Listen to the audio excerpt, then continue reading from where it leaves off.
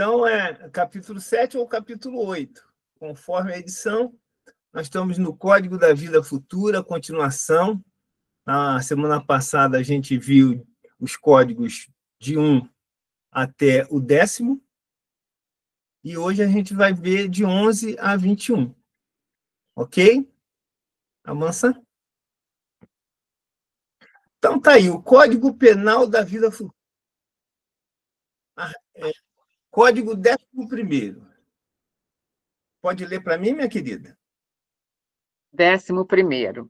A expiação varia segundo a natureza e gravidade da falta, podendo, portanto, a mesma falta determinar expiações diversas, conforme as circunstâncias atenuantes ou agravantes, nas quais foi cometida.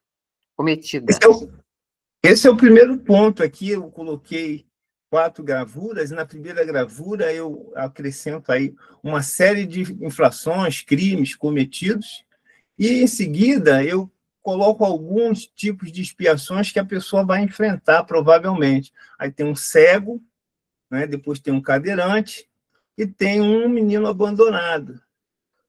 E a expiação, ela realmente tem muito a ver com a falta cometida, né? E a gente vai ver um pouco mais à frente que tem uma sequência para cada vez que a gente erra.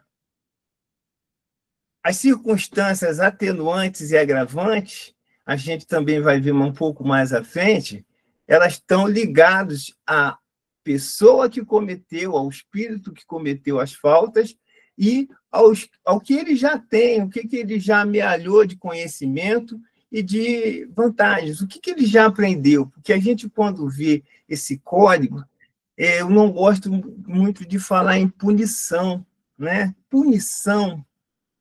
Na escola não tem punição, tem aprendizado. E eu não acredito também num Deus punitivo, mas a linguagem de punição vai ser usada aqui nesses códigos, ela tem muito a ver com o momento onde o Kardec tinha que colocar alguns pontos. Hoje nós já entendemos que não há essa punição. Ela é simplesmente a colheita pelo que você plantou. Se você plantou, tem que colher o que plantou. Ok? Pode passar? Então, vamos lá.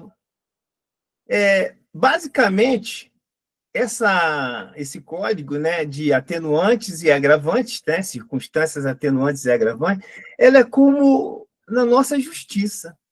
E, para mim, que sou militar, a gente tem no nosso RDE, que é um regulamento disciplinar, ele tem justamente essas circunstâncias atenuantes e agravantes.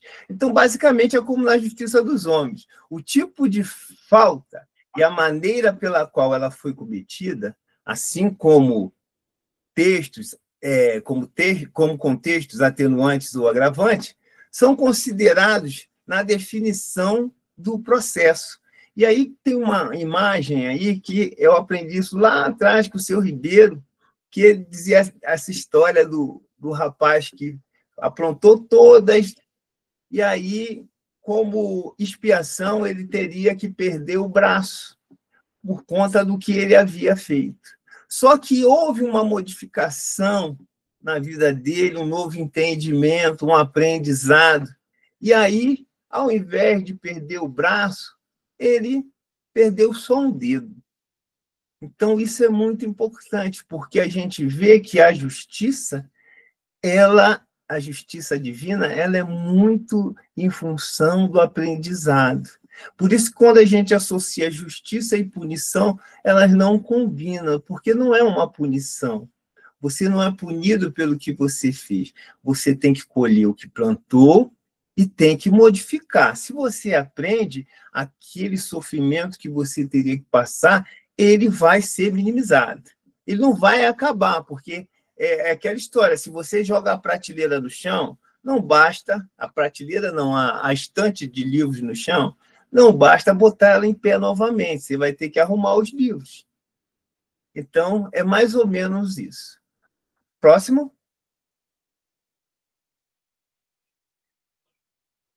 Essa que eu vou ler. Não há regra absoluta nem uniforme quanto à natureza e à duração do castigo. A única lei geral é que toda falta terá punição e todo ato meritório será recompensado. Essa também é bastante interessante. As circunstâncias associadas à falta, assim como o nível evolutivo do agente, influenciam diretamente no grau de responsabilidade associada a tal equívoco.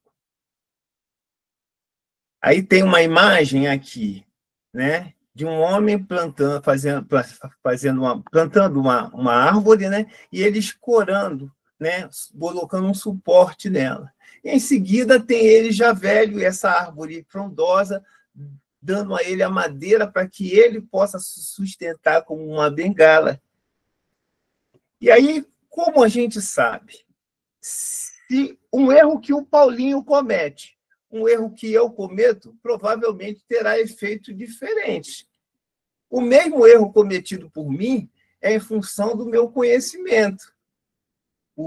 Mesmo erro cometido por outro com menos ou mais conhecimento, ele vai ter a circunstância agravante e a circunstância atenuante, nivelando qual a expiação, o que vai acontecer. Então, nunca é igual, por conta do que já sei. Se eu já sei muito e cometo um erro primário, um erro que eu sabia que ia acontecer, provavelmente o sofrimento, né, e a dor que eu vou sentir, com certeza será maior, porque eu tinha esse conhecimento. Então, é o tipo de erro, como a Betinha acabou de falar aí, né? Eu agora já não posso cometer certos erros, né? Ela falou isso com muita tranquilidade. Isso conta. Se cometer erros ao qual você já tem ciência, já está gravado em você, é mais complicado. Dói mais. Próximo.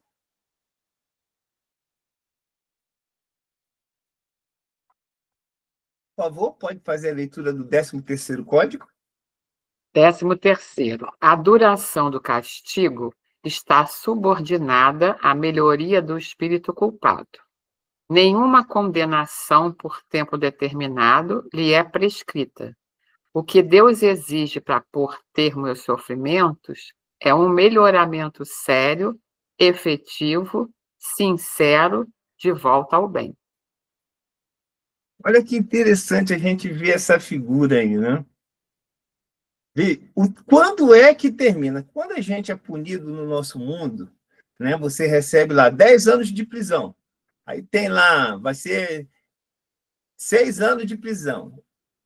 Caiu aí a pena, porque tem progressão, tem uma série de vantagens que a gente utiliza, né? Mas isso não determina e não configura que a pessoa tenha aprendido a razão da falta. Para a justiça divina, não. O sofrimento só vai acabar quando você tiver aprendido aquela lição. Então, nenhuma condenação por tempo determinado lhe é prescrita. Ou seja, Deus não diz para a gente assim, olha, se houver essa punição, que eu também não acredito, né? Você vai colher esse fruto amargo que você plantou durante 10 anos. Você vai colher durante 5, durante 6, durante 1 ano. Não existe. Você vai colher até que você tenha transformado. E engraçado que a nossa instituição educativa, ela só deixa avançar quando a gente faz aquela provinha e tira a nota necessária para ter avançado. Então, as nossas instituições, ela tem muito a ver com esses conhecimentos. Você só pode avançar se tiver aprendido a lição. Então, Deus, né, exige para pôr termo ao sofrimento, ou seja, o Deus interior, gente. Porque muitas vezes a gente tem a ideia que há um Deus lá fora como manipulando a gente. Não tem esse Deus. Os conceitos divinos, eles já estão impregnados em nossa mente e nosso coração. Ao longo de todas essas reencarnações que a gente teve, a gente foi implantando esses conceitos, esses códigos, estão todos dentro de nós. E à medida que a gente traz eles para o consciente, ou seja, para a nossa vida diária, eles vão ficando mais fortes. E a nossa ponte também vai acabando. A gente vai ficando com menos condição de cometer esses erros, porque a gente já aprendeu. E aí ele diz aqui, o objetivo de toda a experiência é a evolução do espírito. E, por isso, toda expiação pode ser considerada uma prova. Interessante isso. A expiação é uma prova. Por quê? Porque se você cometeu o erro e agora está colhendo o fruto amargo, você está revendo por que não pode cometer o erro. Então, aquilo também é uma prova para você.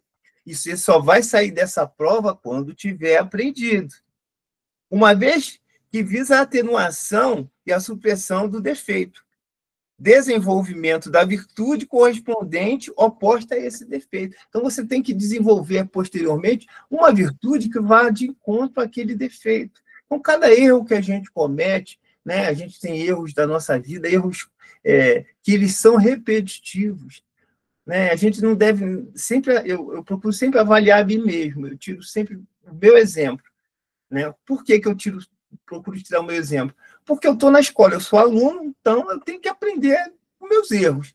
E aí a gente vai vendo que o Gilson de hoje, ele não pode voltar a ser o Gilson de 20 anos atrás. Ele não pode cometer esses erros. Por quê? Porque hoje o Gilson já foi testado em várias oportunidades de provar se ele aprendeu a lição. E cada um de nós é o tempo inteiro provado. Apanhou, caiu, né? Levanta, sacode a poeira e dá a volta por cima. Ok? Caiu de novo, levanta, sacode a poeira e dá a volta por cima. Só que a gente, eu pelo menos por mim, né? Eu não aprendo com 3 vezes, gente. Tem gente que com 2 fica feliz. Eu não aprendo, eu tenho que fazer assim. Não adianta aprender com os erros dos outros. E aí está muito longe do meu. Eu não consigo nem amarrar. Eu aprendo se eu errar. Aí dói pra caramba. Eu falo, realmente não dá para me repetir isso, porque dói muito.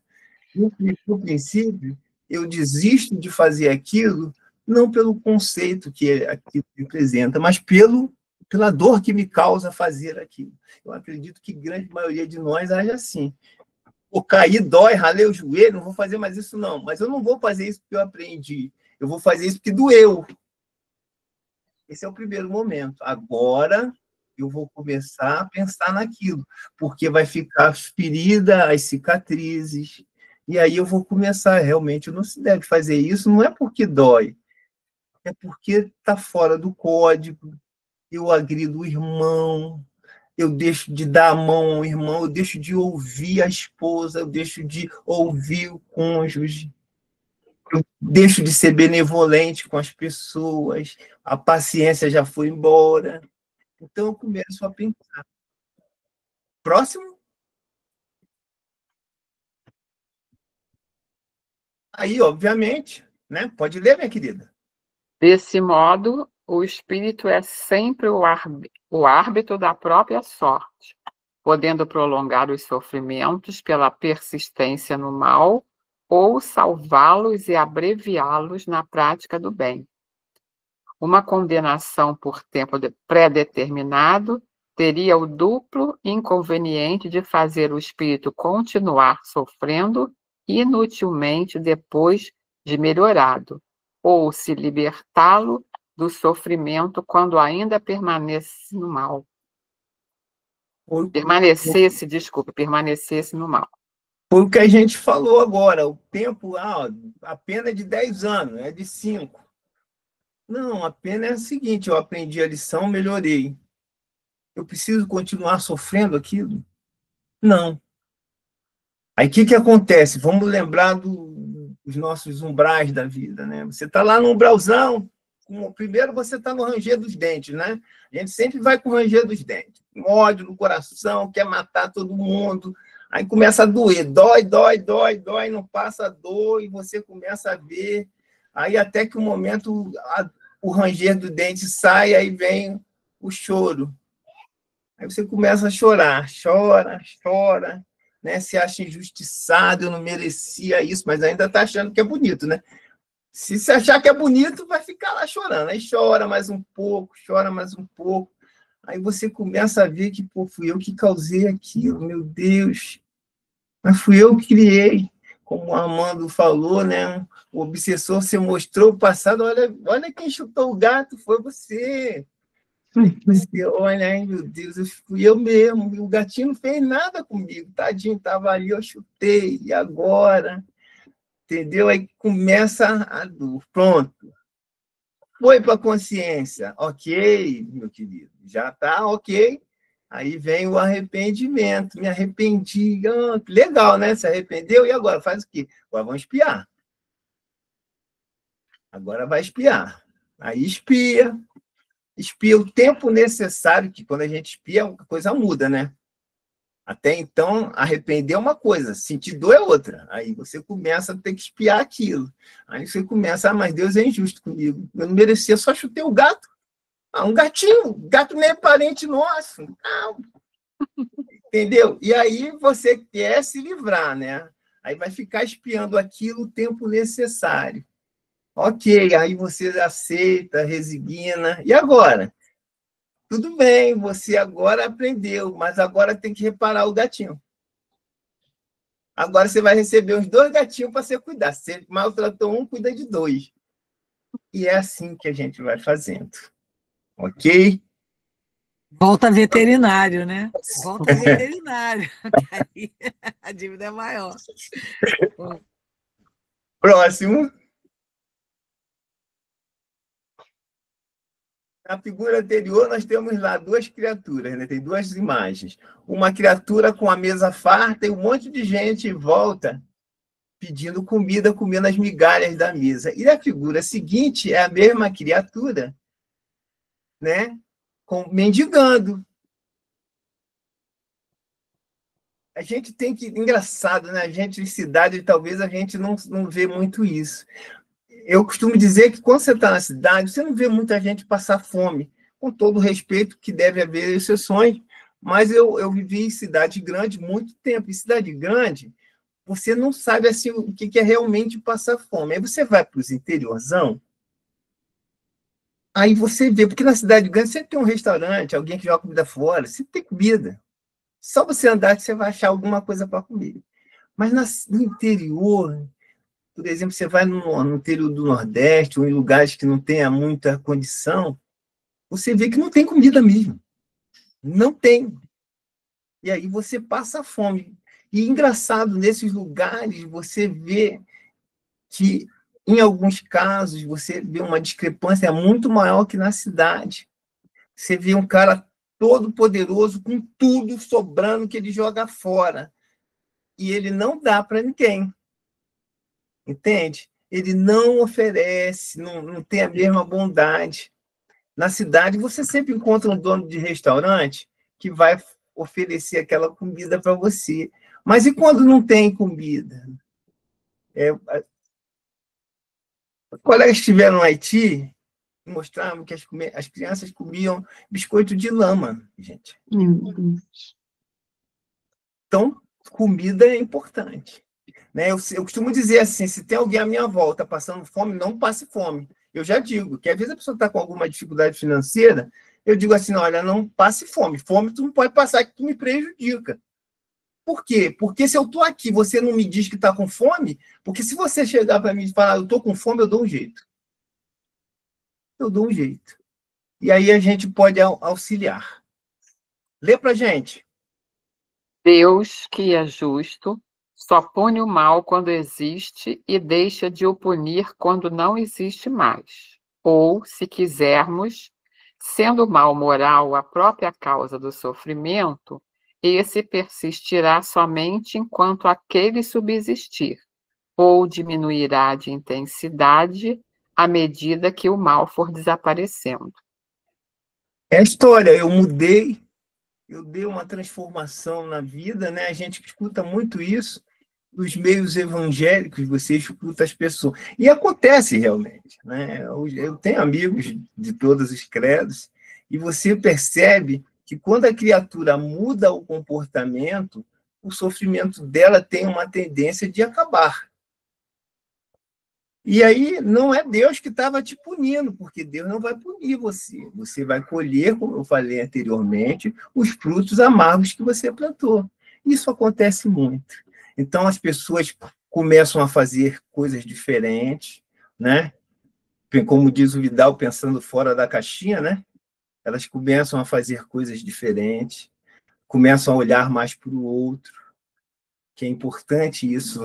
Eu costumo dizer que se Deus quisesse que cada um vivesse isolado, fazia cada um numa montanha, sozinho. Mas não, ele nos colocou junto e misturados. Isso é uma forma de resolver a menos tempo o burilamento dos nossos defeitos, de nossas imperfeições, porque eu consigo ver no outro alguma coisa que está em mim, eu não vejo. Os nossos sentidos, eles todos são para fora. Eu costumo ver o que está fora. Então, para mim, passa a apontar o defeito do outro, ver as falhas, porque os meus sentidos mais conscientes, eles estão para fora. Eu vejo o que está na minha frente. Eu escuto o que está fora de mim. O gosto é de alguma coisa que eu vou ingerir. Então, todos os meus sentidos, praticamente os mais utilizados, eles estão para fora. Então, é muito mais difícil olhar para mim mesmo, né? Nem no espelho. Quando eu olho, eu vejo uma pessoa bonita. Eu tenho dúvida, será que sou eu mesmo? Entendeu? Porque no espelho todo mundo é bonito. Mas e como as pessoas estão vendo você? Né? Então, a gente tem que aproveitar esse burilamento que a gente tem uns com os outros e ouvir. E ouvir com simplicidade, com resignação. Principalmente, dizem que quando o inimigo fala da gente, né, ele é a pessoa mais sensata que pode falar da gente, é o inimigo. Ele tem compromisso nenhum com a gente. Então, ele vai dizer o que ele está vendo. Os nossos amigos, queridos, eles são generosos, aí eles vão dizer que você é bonito. Ah, tu é bonito, tu é maravilhoso. E nem sempre isso acontece. Então, o bom é ouvir o vizinho que não gosta da gente, que aí esse vizinho vai descer a marreta geral na gente, a gente vai ver. Engraçado, ele falou de alguém ali parecido comigo, né? Bem parecido. Mas, então, vamos observar isso. E aqui a gente tem, né, fazer a bondade. A partir do momento que eu tomei consciência, eu começo a fazer bondade, né? Eu começo a distribuir esse alimento que eu falei. Ok? Próximo.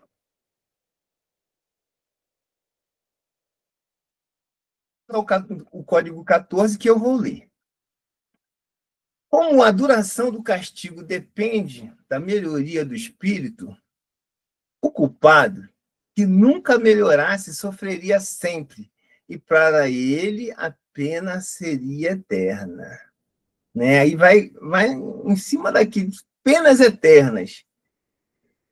Pena eterna não existe. Não existe. Porque será que a gente já viveu eternamente para saber quanto tempo vai durar aquela pena que eu estou sofrendo, aquela colheita minha?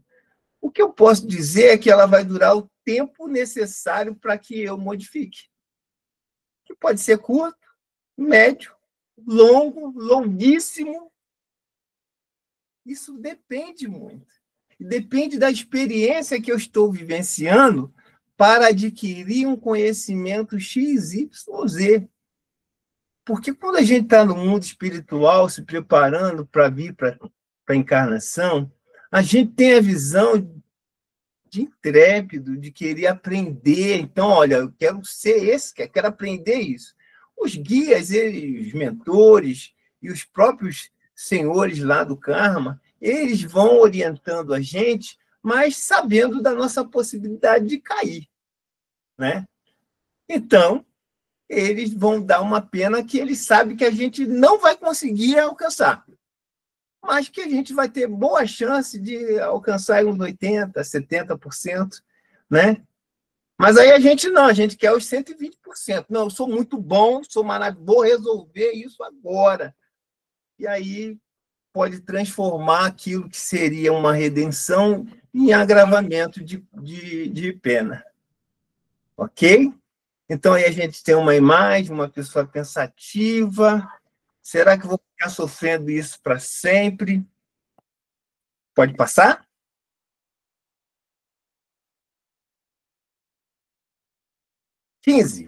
Pode ler para mim o código número 15º?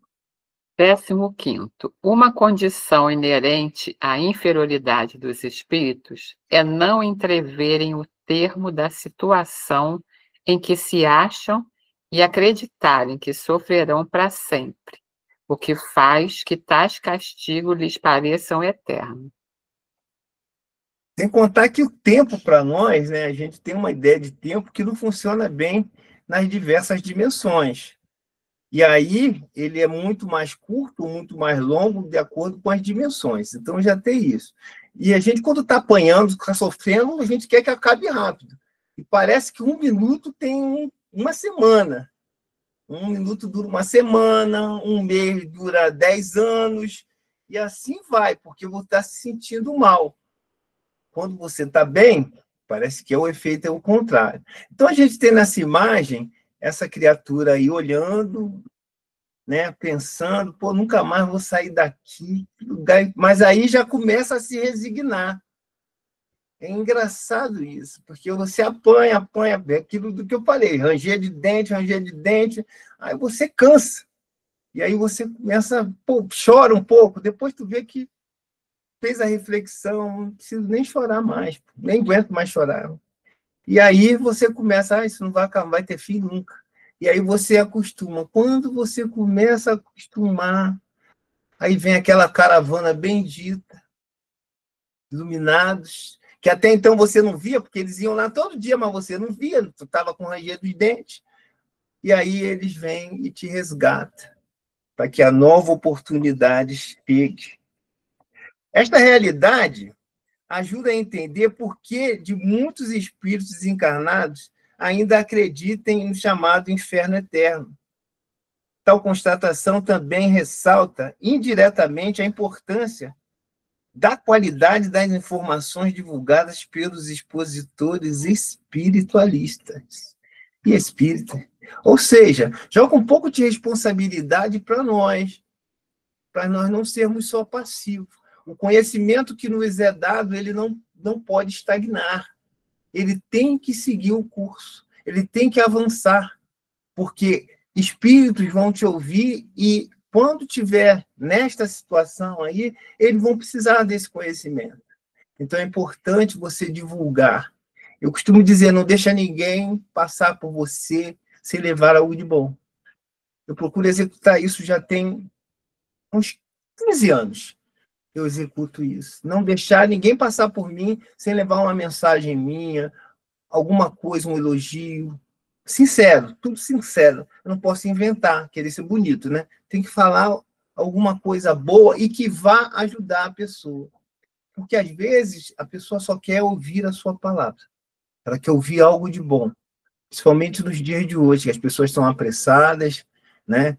Mas se você chegar para ela e colocar algo bom, ela vai parar e vai chorar. Porque, às vezes, ela precisa só do seu ombro, né? Precisa de um abraço. Hoje, com essas questões que você não pode nem tocar, nem chegar perto, eu sinto muita dificuldade com isso, né? Porque naturalmente, eu sou de abraçar as pessoas, de apertar a mão. Sempre fez parte da minha vida. E aí você tem que tomar um certo cuidado com as novas imposições sociais, para que você não transgrida e não crie daquilo que era uma coisa boa algo que pode vir a ser ruim, não só para você, como para outra pessoa, né? E eu escuto o Celso, às vezes, contando. O Celso é muito parecido comigo, né? Eu e o Celso estudamos juntos lá atrás, nós somos contemporâneos da Ramati, né? Da Escola de Médios, do Passe. E o Celso, ele mais ou menos, ele abraça, se a pessoa vier, porque a pessoa está carente, às vezes precisa de um abraço. Não pode, não. Aqui é a casa espírita, não pode. E eu acho isso complexo, tá? Não quero fazer o julgamento se é certo ou errado, porque há casos e casos, mas a gente tem que ter a sensibilidade de saber o que fazer na hora certa. Você não pode ser um médio de passe, de desobsessão. Você antes é uma pessoa. Você é uma pessoa com habilidade, com conhecimento, mas o que você é? Uma pessoa. E não pode esquecer isso. E às vezes a gente esquece, a gente bota aquele roupante bonito, o médio, o elevado, né, com a cabecinha pro lado. Oh, Jesus, estou no mundo espiritual. Tem que tomar esse cuidado. Fala, Norminha. O Gilson, às vezes, até um sorriso, né, querido? A gente olhar para a pessoa com um sorriso sincero, né? Às vezes a pessoa está tão triste, refaz a alma, né? Sim, um aperto de mão, gente. É. Vamos lá, vamos em frente. E aí a gente está tão apressado que às vezes não tem tempo, né? Mas o meu guia espiritual, ele não me deixa falhar nisso, não. Ele volta, às vezes eu tô, volta lá e fala. Onde eu trabalho tem muitos faxineiros, todo mundo quer conversar comigo, porque eu converso. Uhum. Eu pergunto sobre a pessoa, dificilmente eu não conheço a pessoa que convive comigo, porque eu pergunto quem é o pai, quem é o sem filho, tem isso. Eu pergunto, não tem outra. E a pessoa fica enrolada comigo, não tem saída. Sentou, quis conversar, eu pergunto, ofereço bala, né? Tomo um cafezinho, que eu faço café de manhã, então eu já tomo um café. Então todo mundo quer conversar. Às vezes a pessoa está com um problema que você vê que é um problema muito sério, que ela nem sabe como resolver. Eu não vou resolver o problema para ela, mas eu posso dar uma dica. Pela minha experiência, né? Como diz a nossa querida Elizabeth, pô, já estou no caminho há um tempão, né? Já tem alguma. Pô, já fiz alguns calos na mão, já sei algumas coisas. A empatia, ela é um tratamento, vamos colocar até assim, você ser empático, você emprestar o seu ouvido, né? Você está ali, daquele momento de atenção, é fundamental. Nossa, né? Quantas pessoas a gente não pode ajudar? Tem uma frase que agora não estou me lembrando de quem é, que é seja apenas uma alma cuidando de outra alma. Eu acho que é de Jung isso. Se eu não me engano. Que aí é como você falou, eu sou uma pessoa, eu estou lidando com uma pessoa, então seja uma pessoa sendo empático com outra pessoa. Vou procurar essa frase, depois eu trago para vocês, que ela é perfeita, né? Que a gente tem todo um rol de responsabilidade. Você, no caso, como militar, tem uma certa hierarquia a cumprir, mas você não deixa de ser o Gilson. Sim. O que você pode fazer, né? Eu procuro fazer isso também. É o que eu sou, o que eu estou. É o que somos em essência, né? Esse é o ponto. E eu, como já falei para você, né? Quem erra mais de 3 vezes, quem bate na porta exageradamente, tem que ter aprendido algumas coisinhas. Eu acho que já aprendi uns negocinhos aí, eu já aprendi. Opa, aqui não. Essa aqui não posso não. mais. E graças a Deus funciona tanto, vou dizer para vocês, funciona tanto para cima, dentro dessa hierarquia, como para baixo. Porque quando você é você, é irresistível. Pode até que ser que no primeiro momento você seja rechaçado pela pessoa, porque ela tem medo. As pessoas têm medo, porque elas se protegem. Mas se você for lá com a mão estendida, elas vão abrir o coração e vão deixar você poder fazer o seu papel. Porque o teu guia está ali falando assim, olha só, tu tá estagiando, vamos lá, vamos treinar. Ele quer que tu treine, ele não quer que você fique médio de centro espírita. Ele quer você 24 horas pessoa, médium, com todo o seu potencial. Vivenciando o evangelho, vivenciando, né? Literalmente. Falou tudo. Né? Vivenciar o evangelho. Tem pessoas que vai ler o evangelho, eu decorei. Eu vou dizer para vocês, eu sou péssimo, estou velho, não decoro nada. Se me perguntar o que eu comi, já nem sei muito, eu tenho que estar lendo e tal. Mas tem umas coisinhas que você, acho que o guia ajuda, fala aí, não, fica com isso aí, que isso aí não pode perder. E você vai vivendo.